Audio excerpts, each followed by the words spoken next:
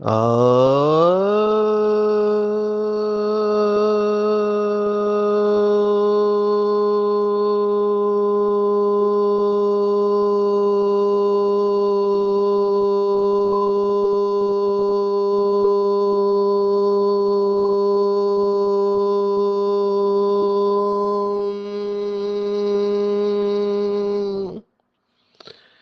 शांति।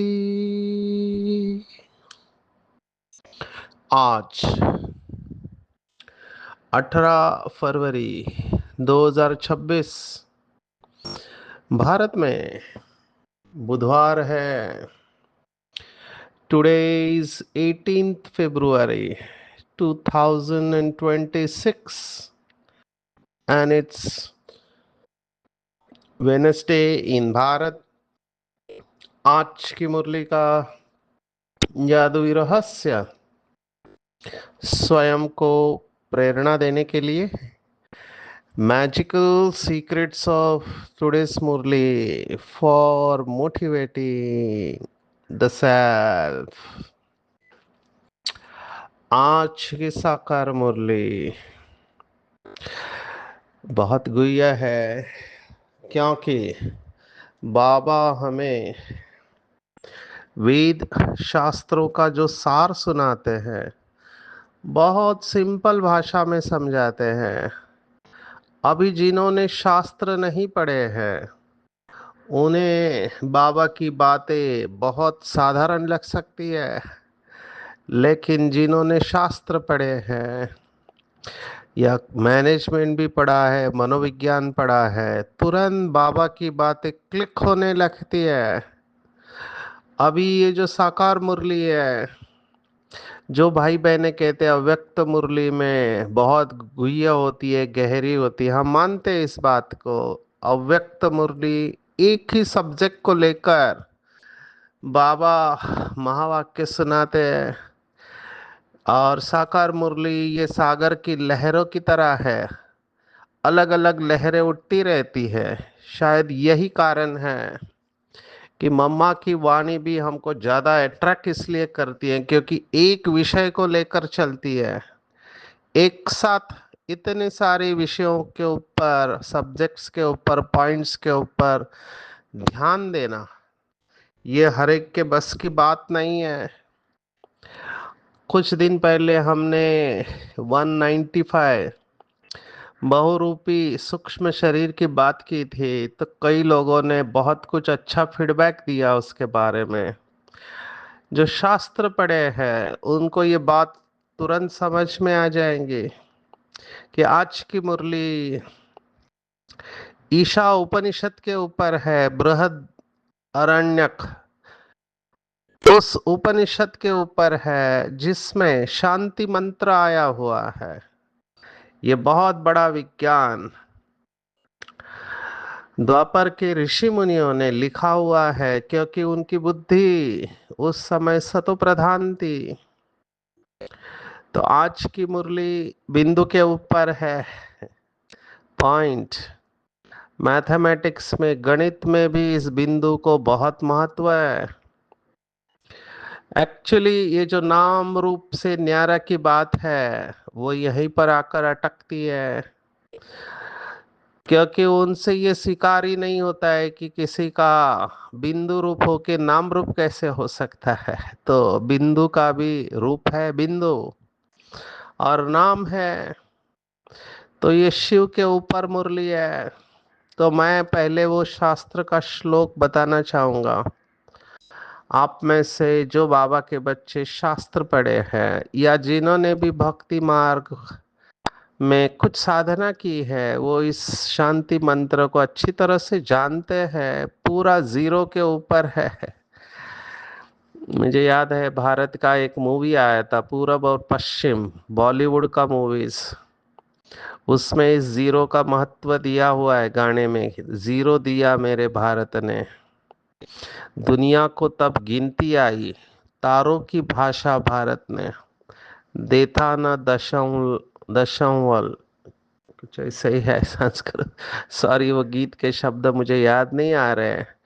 देशा देता न दशंवर भारत तो यूं चांद पे जाना मुश्किल था, धरती से चांद की दूरी का अंदाजा लगाना मुश्किल था। जब कोई विदेश का व्यक्ति भारत को टीका करता है कि भारत ने क्या दिया दुनिया को, जीरो दिया है, तभी वो गाना आता है। तो जीरो का खोज जो है बहुत बड़ी उपलब्धि है गणित के शास्त्र में भी। तो ये जीरो के ऊपर ये श्लोक है। वो श्लोक इस तरह से है: पूर्णमदः पूर्णमिदं पूर्णात् पूर्णमुदच्यते पूर्णस्य पूर्णमादाय पूर्णमेवावशिष्यते। बहुत बहुत गहरा विज्ञान है। पूर्ण है हम अंदर से, बाहर भी पूर्ण है, अंदर भी पूर्ण है, सभी जगह पे पूर्ण ही पूर्ण है। एक्चुअली संपूर्ण शब्द वो पूर्ण से आया है, तो पूर्ण है। Everything is perfect. अगर इसको और एक्सपांड करते जाए, बाबा का शब्द है ड्रामा निर्दोष है, इसमें न भगवान का दोष है न भगवती का दोष है, किसी का कोई दोष नहीं है।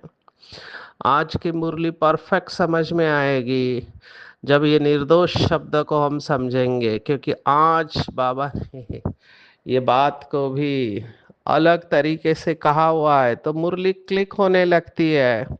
आपको समझ में आता है कि क्यों ये सब हो रहा है, जो आपके चारों तरफ है वो सब क्यों हो रहा है। अगर विचार सागर मंथन करेंगे तो बहुत सारे पॉइंट बुद्धि को टच होंगे।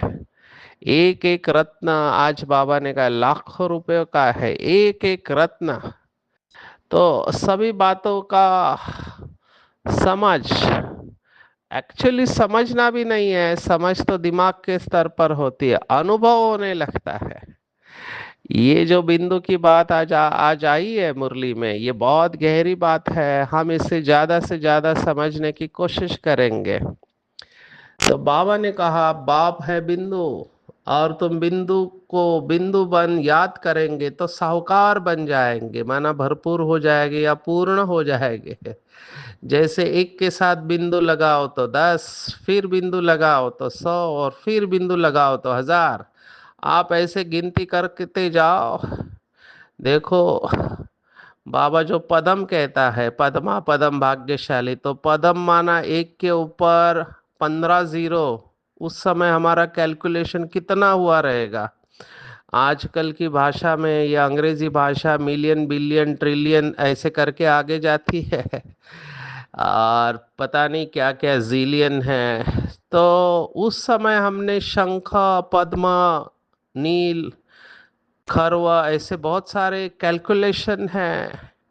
शास्त्रवादियों ने ये सब कैलकुलेशन दिया है, नहीं तो तारों की भाषा हमको कैसे समझ में आती। हम एस्ट्रोफिजिक्स में बहुत एडवांस थे उस जमाने में भी। आज ये जो ट्विन स्टार की बात करते हैं, आज का खगोल शास्त्र, उसे हमने नाम दिए थे। आप सोचो उस समय के ऋषि मुनियों ने, जिनके पास कोई टेलीस्कोप नहीं था आज के ज़माने जैसा, ना सैटेलाइट थे, लेकिन उन्होंने अरुंधति करके नाम दिया है। तो इसका मतलब इनके पास कुछ ऐसी पावर्स थी जो इतने दूर का वो देख सकते थे। तो सूर्य कितना दूरी पर है, चांद कैसे घूमता है, सूर्य कैसे घूमता है, और जहाँ पर विदेश के लोग पृथ्वी फ्लैट है या गोल है इसी में अटके हुए थे। भारत के जो दशावतार बताए हैं उसमें वराह अवतार में, जो वराह ने जो पृथ्वी को उठाया, वो पृथ्वी भी गोल ही दिखाई हुई है। इसका मतलब उस वक्त भी उनको पता था कि पृथ्वी गोल है। तो बहुत कुछ एडवांस थे। तो ये बिंदु के ऊपर मैं आता हूँ। इसका दूसरा अर्थ है कि बिंदु में से बिंदु निकालो, माना जीरो में से जीरो निकालो तो भी जीरो हो जाता है।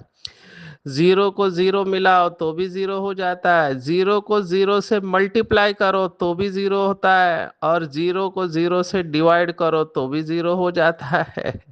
ये जीरो की विशेषता है कि जीरो को कुछ फर्क नहीं पड़ता है। बाबा ने जीरो के ऊपर ये कहा है कि आप जीरो बनेंगे, परफेक्ट जीरो, तो आप हीरो बन जाएंगे। अभी जीरो बनना और हीरो बनना, इसका क्या कनेक्शन है, शब्दों का ये खेल है। जीरो माना क्या, तो जीरो माना बिंदु बन जाना। बिंदु में कोई आकर्षण नहीं रहता है। इस समय की सबसे बड़ी समस्या माया यही है कि पुरानी दुनिया आकर्षित करती है। बिंदु बन जाएंगे तो ये आकर्षण से मुक्त हो जाएंगे। तो बिंदु के साथ बिंदु बन के उसको याद करेंगे तो बिंदु समान बन जाएंगे। या जीरो के साथ हम भी जीरो से हीरो बन जाएंगे। इस याद में ही सच्ची कमाई है। हम धनवान बनते मन हम अंदर से पूर्ण बन जाते। पूर्ण के साथ योग लगाने से हम भी पूर्ण बन जाते। इतने पूर्ण बनते हैं कि हमारी सभी डिपेंडेंसी व्यक्ति और वस्तु के ऊपर से समाप्त हो जाती है। ये बिंदु बहुत बड़ा शब्द है। ये बाबा का गीत यज्ञ में प्रसिद्ध हुआ 3 बिंदुओं का, क्योंकि बाबा ने कहा बस 3 बिंदु लगाओ, आत्मा बिंदु, बाप बिंदु और ड्रामा बिंदु। तो फिर लिखने वाले ने लिखा ये 3 बिंदु तुम मत बिसरो, बीती बातों को बिंदु धरो, है ना, बिंदु बन के बिंदु बाप को याद करो। ये बहुत बड़ा मंत्र है बिंदु का। इससे शांति हो जाते, इसको शांति मंत्र कहते हैं। तो शांति शांति शांति इसके एंड में कहा जाता है। तो पूर्ण बनना है तो बिंदु बनो। बिंदु में सब समाया हुआ है और गहराई में जाके चिंतन करेंगे तो बाबा ने जो हमको चिंतन दिया हुआ है, देखो मैं यहाँ श्रीमद् भगवत गीता को कनेक्ट करना चाहूँगा। श्रीमद् भगवत गीता के दूसरे अध्याय में जो आत्मा का वर्णन आया है, नैनम छिन्दन्ते शस्त्राणि नैनम दहति पावकः नैनम छेद न चैनम क्लेदयन्त्यापः न शोषयति मारुतः। उसके बाद एक श्लोक आता है अचिंत्य। ये शब्द बहुत इंपॉर्टेंट है। अचिंत्य माना ये बिंदु इतना सूक्ष्म है कि आप इसका चिंतन भी नहीं कर सकते। अमाना नहीं, अचिंत्य, ये चिंतन नहीं करने जितना सूक्ष्म बिंदु है। कैसे? तो शास्त्रवादियों ने देखो क्या कहा। शास्त्रवादियों ने कहा बाल जो होता है हमारे सिर के ऊपर, तो बाल का अग्रभाग माना आगे का हिस्सा केशाग्र कहा गया है संस्कृत में से, केशाग्र। अभी वो केशाग्र कितना सूक्ष्म है, उसका 2 टुकड़ा करो, फिर 4 करो, ऐसे करते करते 100 टुकड़े करो। केश के अग्रभाग के आप 100 टुकड़े करो और उस 100 में से एक टुकड़े को बुद्धि में पकड़ के देखो, वो आत्मा की साइज हो गई। इतना सूक्ष्म तो अचिंत्य ही हो गया। आप लंबे समय तक इतने सूक्ष्म बिंदु को अपनी बुद्धि में पकड़ कर नहीं बैठ सकते हैं। कोशिश करो अभी। मुश्किल है, बुद्धि शक्तिशाली चाहिए। इसलिए अभी जो चित्र दिखाते हैं सभी टेलीविजन पे बाबा के, पीस ऑफ माइंड चैनल ये और 2 भी चैनल चलते हैं, वो थोड़ा ज्योति स्वरूप दिखाते हैं। जबकि बाबा ने अभी कहा कि अंडे मिसल है ही नहीं, वो तो बिंदु है। लेकिन बिंदु को बुद्धि से देखना और उस बुद्धि में उसको पकड़ के रखना कठिन है। इसलिए कहा कि निराकार को याद करना कठिन है। तो जिन्होंने भी निराकार को याद किया उन्होंने भी उसे अखंड ज्योति रूप में याद किया है, क्योंकि बिंदु को समझना ही मुश्किल है। मुझे भी ये समझ में नहीं आया था शुरुआत में बिंदी क्या आती है आंखों के सामने। मैं तो समझा हमारे मुंबई में जो कहावत है दिन में तारे दिखाई देते हैं, तो अगर आप आंखों को जोर से मसलो तो भी ऐसे तारे दिखाई देने लगते हैं। आंखों के ऊपर चोट लगती है या आंखों की कोई बीमारी होती है उसमें भी ऐसे तारे दिखाई देते। तो हमने भोलेपन में उसको यही समझा। बाद में हमको वरिष्ठों से पता चला कि ये तो साक्षात्कार हो रहा है आपको।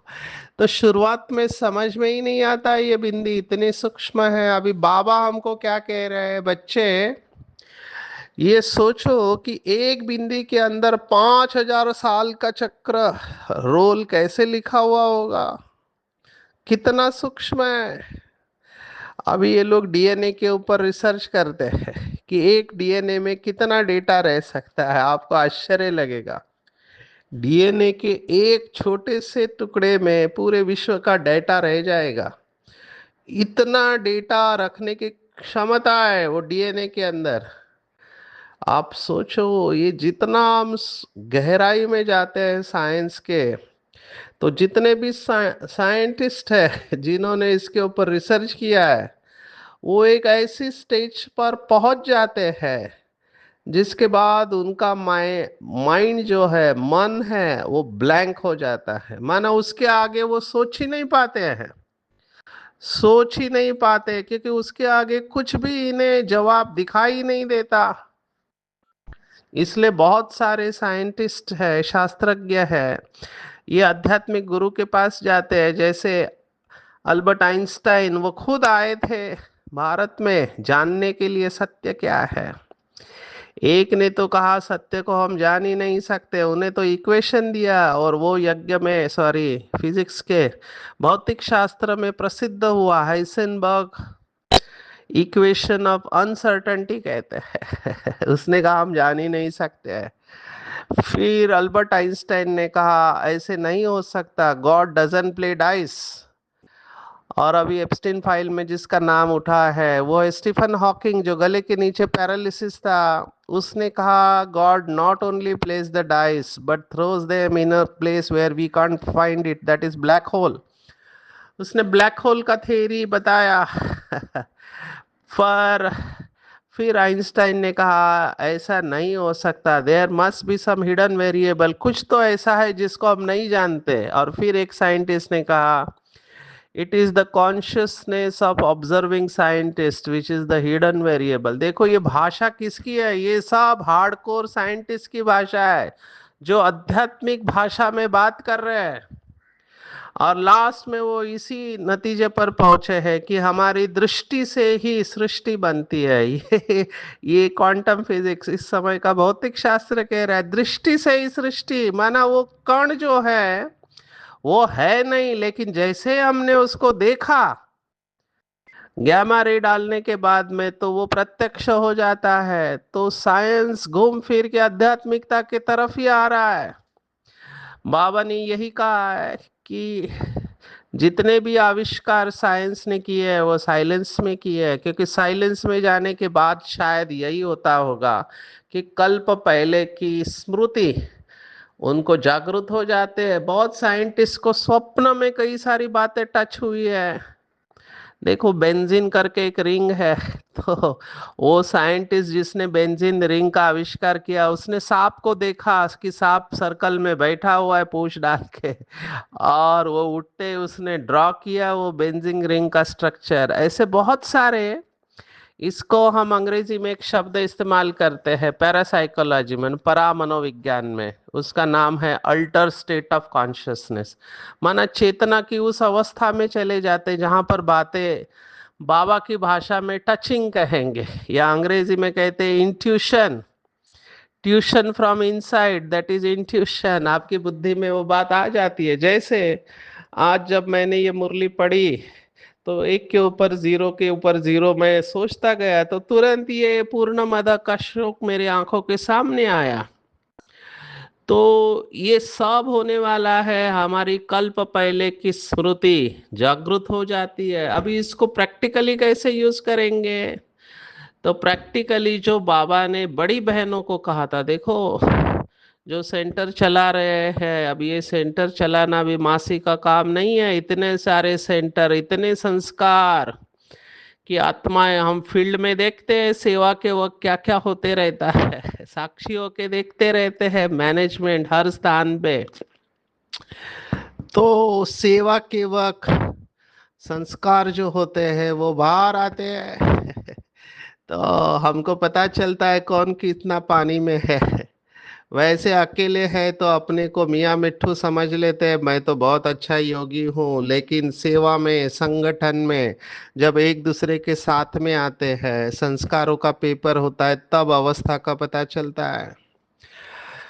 तो उस समय बाबा ने बड़ी बहनों को कहा था कि फुल स्टॉप की भट्टी का अभ्यास करो, क्योंकि बड़ी बहनें और भाई जो भी सेवा के निमित्त है, आप सोचो कोई बात यज्ञ में हो जाती है तो कितने संकल्प चलते होंगे। और ये महान आत्माएं हैं, इनके संकल्पों की वैल्यू है। तो बाबा ने मुरली में ही कहा कि फुल स्टॉप की भट्टी करो, और ये बहुत अच्छा अभ्यास, बाबा ने सर्टिफिकेट भी दिया था नमित्ता आत्माओं को कि अगर आपने डिसाइड किया, माना निर्णय लिया कि मुझे फुल स्टॉप लगाना है, तो लग जाता है। और इसके लिए आज की मुरली की विधि हमको लेनी है। जो एक माता को पूछा किसी ने कि हमारे इधर तो आर्ट ऑफ लिविंग सिखाते, आपके यहाँ क्या सिखाते हैं? तो माता जी ने बहुत अच्छा जवाब दिया कि हमारे इधर आर्ट ऑफ डाइंग अलाइव सिखाया जाता है। तो कहते मरना क्या होता है? बोला चलो आपको बताते हैं।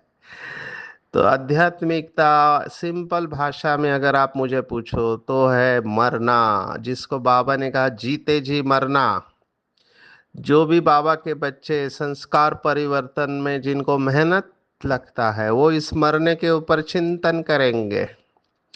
बाबा ने एक मुरली में कहा था कि झुकना पड़ेगा, मरना पड़ेगा, सहन करना पड़ेगा। हमारी एक दादी के महावाक्य यज्ञ में प्रसिद्ध हुए। दादी भी प्रसिद्ध हुई इस महावाक्य से। वो महावाक्य थे झुक झुक मर मर सीख सीख। कितना सुंदर है। देखो हमारी ये दादियाँ जो कभी कॉलेज में नहीं गई, यूनिवर्सिटी में नहीं गई, लेकिन मैनेजमेंट के बड़े बड़े प्रिंसिपल उन्होंने सहज शब्दों में बता दिए दुनिया को। मुझे लगता है दादियों के ये अनुभव, इसके ऊपर क्लासेस होना चाहिए, क्योंकि ये महान आत्माएं हैं जो परमात्मा से डायरेक्ट जुड़ी हुई है। तो झुक झुक मर मर सिक सिक, इसमें बहुत बड़ी सीख है। Provided we are very ready to learn. अंग्रेजी में हम कहते हैं when you learn you earn. माना जब आप सीखते हो तब आपकी कमाई होती है। तो हमको हर बात में सीखना है। इधर आई विन और I learn a lesson, I never lose. मैं हमेशा या तो जीतता हूँ या पाठ सीखता हूँ। तो मरने का अभ्यास करना है। मरना माना सहन करना, और वो सहन करना खुशी खुशी से होना चाहिए। ऐसे नहीं, कई लोग कहते हैं मुझे ही मरना पड़ता है, मुझे ही घर का सब काम करना पड़ता है, मेरी मदद के लिए कोई नहीं आएगा। मैंने कुछ आत्माओं को सुना, कहते हैं मैं जब तक इनिशिएटिव नहीं लूँ तब तक कोई कुछ नहीं कहेगा करेगा। मुझे ही शुरुआत करना है, मुझे ही सब करना है, नहीं तो बाकी सब ठंडे ठाकुर है। तो ये बुद्धि से निकाल देना चाहिए। अगर आप करते भी है ऐसा, तो बोलने की जरूरत ही नहीं है, आपका बाबा के पास जना जमा है। तो प्रीत बुद्धि विजयंती हमने कल देखा था। तो बाप की प्रीत में शरीर छोड़ना, इसको कहते हैं मरना। इसके ऊपर शास्त्र लिखे हुए हमने श्रीमद् भगवत गीता में 8वां अध्याय देखा, अक्षर ब्रह्म योग में, अंत काले स्मरण मुक्त्वा कलेवरम। मरते समय आपकी जो स्मृति होगी उस अनुसार आपकी गति सदगति होगी। और ये महान आत्माओं का लक्षण है कि मरते समय परमात्मा की याद में शरीर छोड़ते हैं। ये बहुत महान आत्माएं हैं। बहुत कम लोग होते हैं जो ऐसा कर पाते हैं, नहीं तो मेजॉरिटी लोग, लौकिक में भी ये कहा गया है कि अनकॉन्शियस होते हैं, मरते वक्त बेहोश होते हैं या मोह में दुखी होते हैं। क्योंकि मैंने देखा है ऐसे, शरीर छूट ही नहीं रहा है, क्योंकि अमेरिका से, लंदन से कोई बेटी नहीं आया है, दामाद नहीं आया है, कोई ना कोई आया नहीं है, और जान अटकी हुई है उनको देखने के लिए। तो ये सब हमको छोड़ना है अभी, कोई साथ में नहीं आने वाला। हम स्टूडेंट है, ये भूलना नहीं चाहिए। ज्ञान की मुरली तो शिव बाबा बजाते हैं, ना कि श्री कृष्ण। बाबा ने आज स्पष्ट कहा है, पढ़ेंगे लिखेंगे तो नवाब बनेंगे, इसलिए पढ़ाई के ऊपर जोर दो। और पढ़ाई क्या है? पढ़ाई बहुत सिंपल है, बिंदी। इतनी सरल पढ़ाई क्या हो सकते, कुछ हो गया फुल स्टॉप। ज्यादा बीती बातों को चितवो नहीं, क्योंकि मेजॉरिटी लोगों में ये जो संस्कार है इन्हें बहुत दुखी करता है, क्योंकि पुरानी बातों को याद कर करके दुखी हो जाते हैं। तो बाबा ने कहा बिंदी माना प्योरिटी, और जहाँ प्योरिटी है वहाँ पीस प्रॉस्पेरिटी अपने आप आती है। इसके ऊपर चिंतन करेंगे कि कैसे बिंदु से प्योरिटी जुड़ी हुई है। देखो बाबा ने कुछ मेरे ख्याल से 1 महीना पहले साकार मुरली में कहा था कि शरीर को देखने से विघ्न आते हैं और बिंदु को देखने से विघ्न समाप्त हो जाते हैं। तो आत्मिक दृष्टि और दैहिक दृष्टि की बात थी। तो बिंदु समझना है, बिंदु देखना और बिंदु बाप को याद करना है। लेकिन आज देखो बाबा ने क्या कहा, रिजल्ट दिया है। कई जो है कहते हैं मेरी बुद्धि का ताला खोलो, माना मुझे कुछ अनुभव नहीं आता है, कुछ समझ में नहीं आता है। तो बाबा ने क्या जवाब दिया, बाबा ने कहा कि मैं बुद्धि का ताला खोलने के लिए ही आया हूं, परंतु तुम्हारे कर्म ऐसे हैं जो ताला खुलता ही नहीं। फिर बाबा क्या करेंगे, बहुत पाप किए हुए हैं। अब बाबा उनको क्या करेंगे। टीचर को अगर स्टूडेंट कहे कि हम कम पढ़ते हैं तो टीचर क्या करेंगे, टीचर कोई कृपा तो नहीं करेंगे, करके लिए उसके लिए एक्स्ट्रा टाइम रखेंगे। तो उसको मना नहीं है। माना बाबा यही कह रहा है, चलो मान के चलो कि आपसे पिछले जन्म में कोई बहुत पाप कर्म हुआ है, तो मेहनत करो ना। मेहनत करने से किसने रोका है आपको। आप मेहनत करके नंबर ले सकते हैं। कृपा मांगनी नहीं है, करना और पाना है। कृपा का फुल फॉर्म हमने देखा है, करो और पाओ। तो मेहनत करना पड़ेगा तो आपे ही हो जाएगा। कभी भी विकार में नहीं जाना। यहाँ पर एक इम्पोर्टेंट प्रिंसिपल बाबा ने कहा, थोड़ी भी विकार की टेस्ट बैठी तो फिर वृद्धि हो जाएगी। सिगरेट आदि की एक बार भी टेस्ट करते हैं तो संग का रंग झट लग जाता है, फिर आदत छोड़ना भी मुश्किल हो जाता। मुझे बहुत अच्छा लगा क्योंकि मैं लेक्चर में यही सुनाता हूँ। कई लोग कहते हैं कि हम कभी कभी लेते हैं, रोज नहीं लेते हैं, हम सोशल ड्रिंकर है, पार्टी में ही लेते हैं। भगवान देखो क्या कह रहा है, एक बार भी टेस्ट कर ली तो फिर आदत छोड़ना मुश्किल हो जाता है। बहाना कितना करते हैं, आदत कोई नहीं पड़नी चाहिए, और जो भी छी आदत है वो सब मिटानी है। और उसके लिए जीते जी मरना पड़ेगा, माना सहन करना पड़ेगा। अब ये जो एडिक्शन वाले हैं उनको कुछ दिनों के लिए सहन करना पड़ेगा, क्योंकि बॉडी तकलीफ देती है, उनको विड्रॉल सिम्टम होते हैं। आजकल तो सच्चा घी भी नहीं मिलता है। बाबा देखो क्या देख रहा है, डेयरी में तो देखो प्योर घी रखा है, झूठा भी रखा है, दोनों पर लिखा हुआ है प्योर घी, लेकिन दाम में फर्क पड़ जाता है।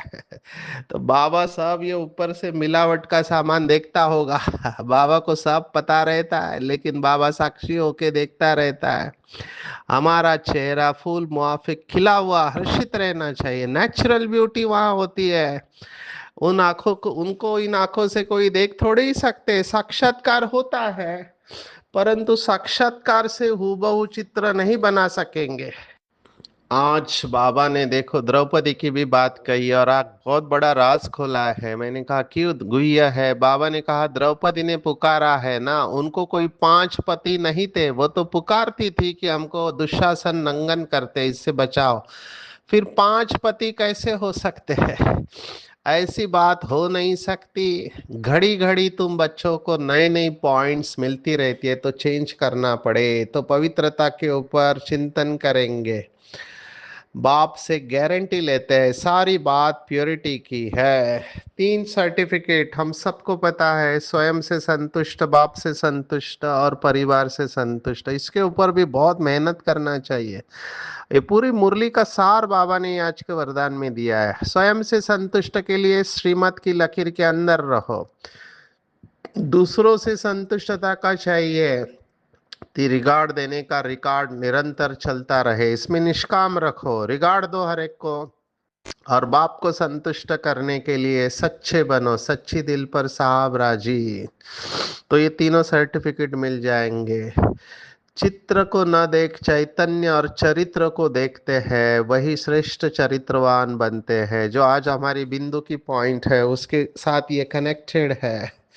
और एकता और विश्वास की पॉइंट मैं बहुत लंबे समय से कह रहा हूँ, इसको जेरॉक्स करके सबको एक साथ और रोज पढ़ना चाहिए। 30 पॉइंट को इतनी इंपॉर्टेंट है, क्योंकि फाइनल हमारी विजय इसी के ऊपर है। ज्ञान की रोशनी देने के लिए सदैव शुभ भावना, कल्याण की भावना रखो। संगठन में एक स्थिति रखकर संगठन की शक्ति को बढ़ाने का पुरुषार्थ करो। और जब इस दैवी संगठन की मूर्त में एकता और एकरस स्थिति का प्रत्यक्ष रूप में साक्षात्कार होगा। तो ये बहुत इंपॉर्टेंट पॉइंट है आज की पूरी मुरली में। टेक होम है कि बिंदु बिंदु बन के बिंदु बाप को याद करेंगे तो साहूकार बन जाएंगे। हम यूनिवर्सिटी में आए जीते जी मरने के लिए, पुरानी दुनिया से मरकर नई दुनिया में जाने के लिए। प्रीत एक भगवान से होनी चाहिए, कोई भी छीछी आदत नहीं होनी चाहिए, उन्हें मिटाना है। विकार का ख्याल भी नहीं आना चाहिए। एक बार भी टेस्ट किया तो फिर उसकी आदत पड़ जाएगी, इसलिए कोई भी ऐसी आदत नहीं लगानी है जिन्हें छोड़ने में फिर मेहनत हो। भिन्न भिन्न पॉइंट्स के ऊपर विचार सागर मंथन करना है। संतुष्टता के तीनों सर्टिफिकेट प्राप्त करके सफलता प्राप्त करने वाले उच्च पद के अधिकारी बनना है। स्वयं से संतुष्ट बनने के लिए श्रीमत की लकीर के अंदर रहना है। बाप से संतुष्टता के लिए सच्चे दिल पर साहब राजी, और दूसरों से संतुष्ट बनने के लिए रिकॉर्ड निरंतर चलता रहे। इसमें निष्काम बनना है, मैंने सबको रिगार्ड देना है, रिस्पेक्ट देना है। चित्र को नहीं देखना है, उसके अंदर जो चैतन्य आत्मा है और उसके चरित्र को देखना है, मैंने विशेषता को देखना है।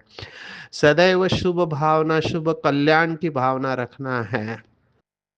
संगठन को एक स्थिति में स्थित करके संगठन की शक्ति को बढ़ाने का प्रयत्न करना है।